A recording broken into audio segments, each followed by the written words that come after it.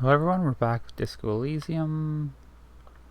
Today we're recording a double episode. Right, we got the armor and everything yesterday.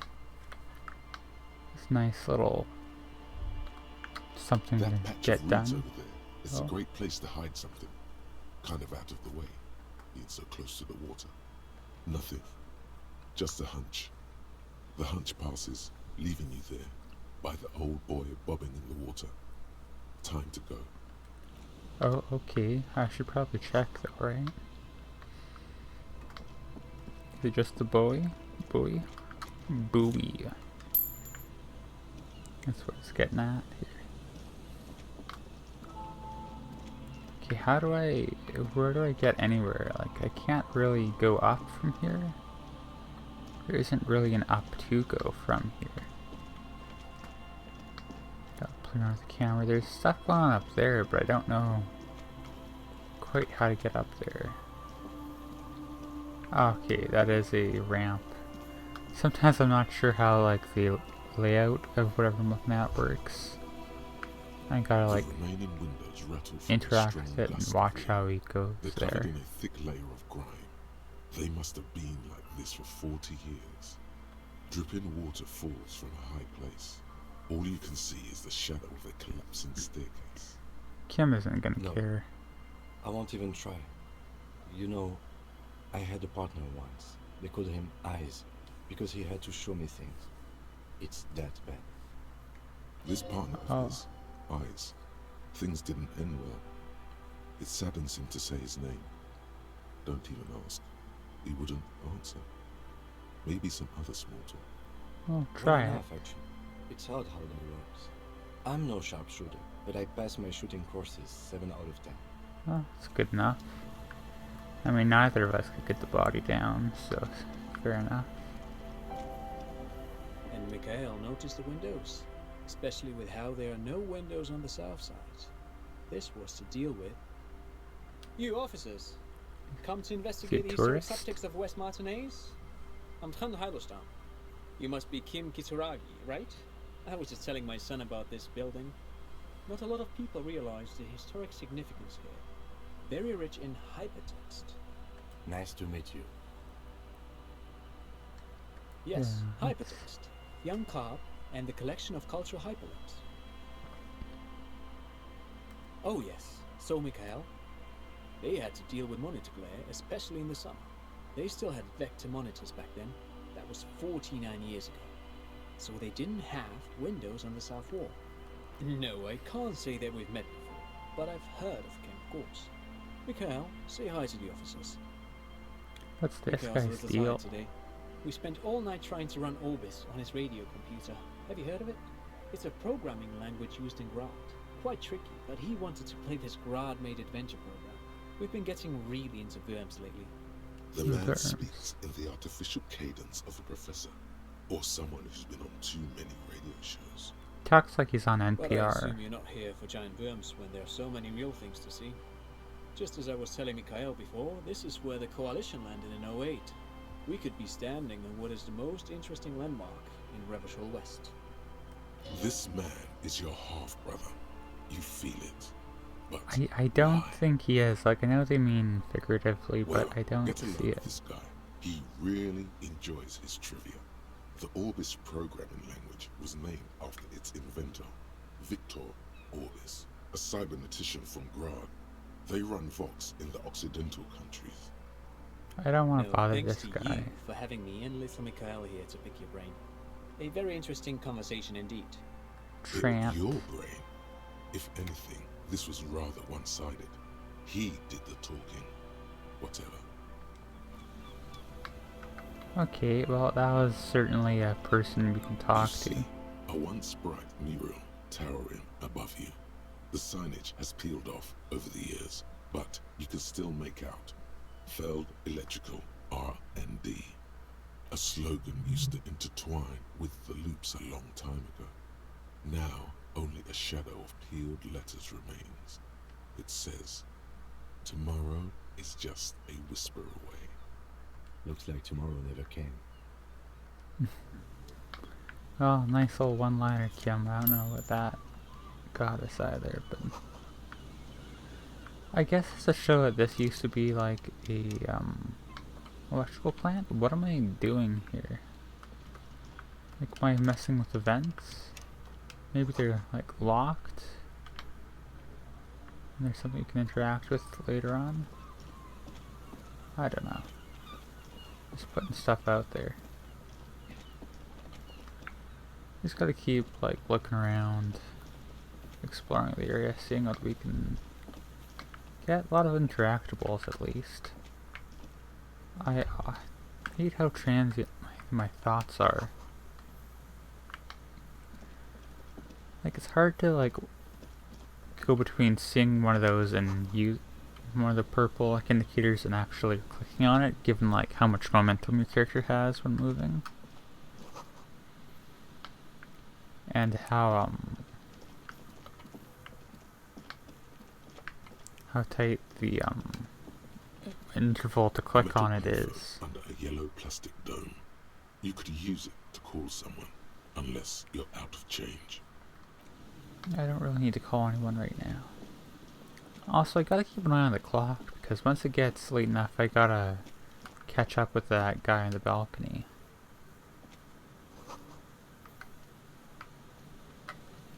And there's a whole bunch of just stuff to look at, I guess, is what we're gonna be doing here.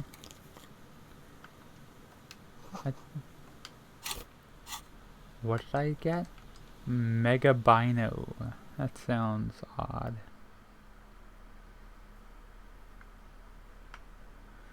Alright, +2 encyclopedia, -1 perception. Yeah, I think that's better. I don't know, I just kind of add up like how many pluses, how many minuses, really, and what they're in is a secondary consideration. Someone has left an unidentifiable article of clothing on this railing. It smells really bad. Don't touch it. It's streaked with dried seagull shit entangled with pieces of seaweed. A dangling arm suggests that there might be a jacket beneath the crust of filth. Please tell me you're not taking that with you.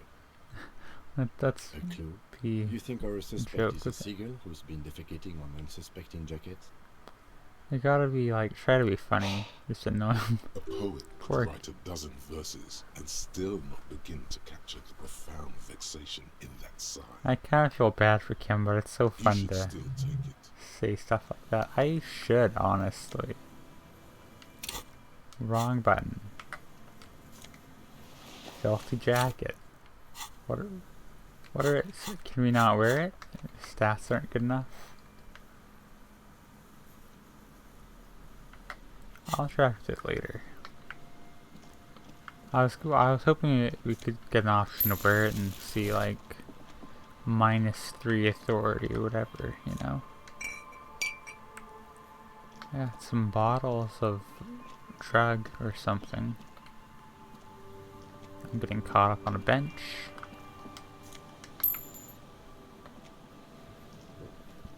We can't go past, so we can just keep looking around. Oh, The smell. 2 things. It's awful and familiar. Don't you recognize it? That hideous pungency, that faintly cloying sweetness. Only death smells like that. It's not that guy over there, Something is it? cold wakes in the pit of your stomach. Fear.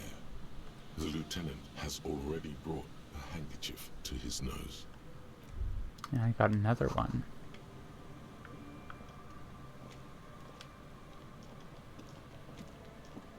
There's some tear, an empty cigarette package, and a crumpled kebab wrapper in the trash bin. 2 empty tear? bottles of Tallulah vodka and a can of black potent porter is all you find. No, there's more in there. Livis strawberry liquor, plus some Pilsner bottles too. Better not pick them up. They seem unhygienic. A tragedy. He shakes his head with genuine sadness. Whoever tossed it here was a heavy smoker. The brand name reads Red Astra. Red Astra is the black market version of Astra cigarettes, known for their high tar content. You see traces of mayonnaise and ketchup on it, as well as a tomato. Okay, I don't know what I'm wedge. expecting to get from the wrapper reads wrapper. Shish kebab Revachol. It's Shish hard to kebab. concentrate in the smell. The sea air brings some relief. Is this guy dead too? A man lies on the boardwalk, his limbs bent and neck turned at an unnatural angle. Right next to him is an empty bottle of spirits. In his cramped hand, a chewing gum wrapper. The smell is not as bad as a 2-week-old corpse, but it's definitely heading there. Hold on. Cool. That's love The that. validity is faintly pronounced. Whoever this is has been dead for 2 days. No longer. We need to investigate. And you said it would be a waste of time looking at Calm here, down. Kim. Carefully. Just another day. Just another dead body. Breathe.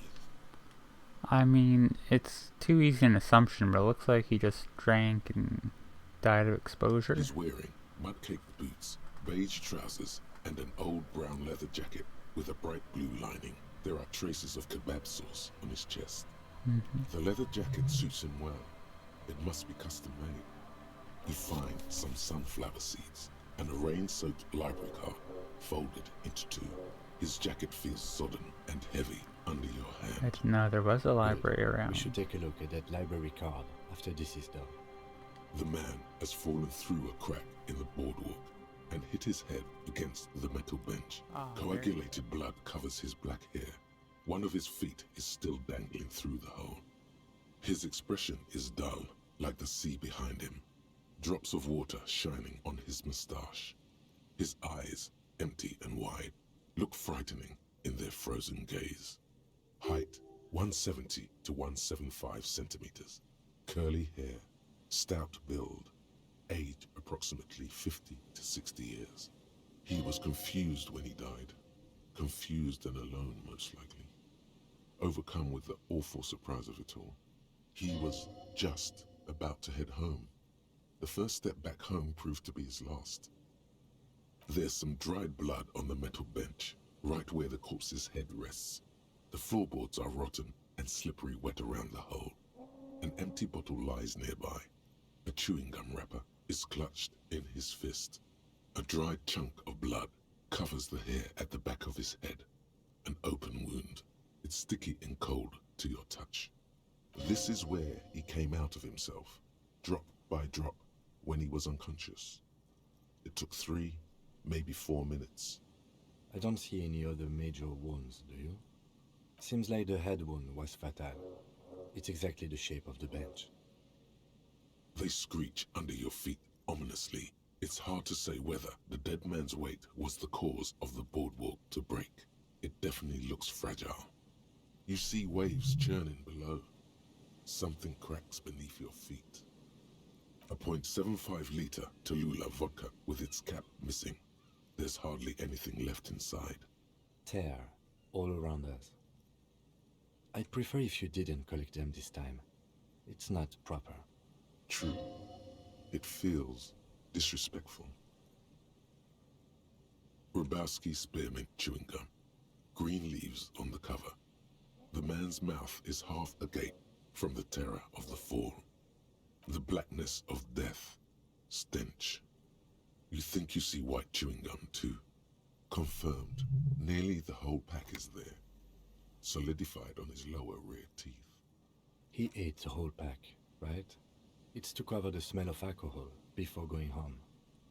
The worst thing is, I've seen it before. Almost the same scenario. Even the chewing gum. It's always the same.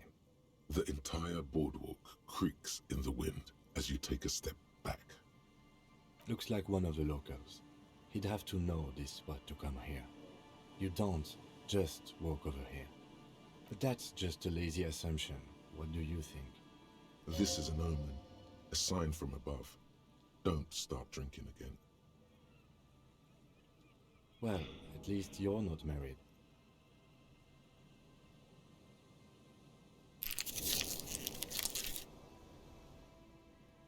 Or, what if you are? But let's try to not run ahead. For now, all we know is that he's an unidentified middle-aged man found dead on the Martinez boardwalk. Death by misadventure. He slipped and fell through the boardwalk. A truly unfortunate accident. If it wouldn't have been for that bench, he'd be alive. No, I don't see anything that points in that direction. For now, let's treat this case as a simple, albeit sad, accident, unrelated to the murder case. Oh yes. Some symptoms of acute alcohol poisoning could have definitely played a role here. Severe confusion, respiratory depression, unpredictable behavior. But I think that death arrived through head trauma, not liver failure. What about it? The deceased ate some kebab. It's probably from a nearby place, maybe in the box. They'll seal this place off after the news reaches the coalition officials. I doubt that they have enough resources to actually repair the boardwalk. Not that sealing it off would keep anyone away. All it does is keep the city council's hands clean. It does seem to be a pretty straightforward misadventure, although there's still a question of identifying the body. From where I stand, I can see two options. We either take the case and follow the leads to identify the body on our own, or we report back to the station and leave this for our colleagues to handle.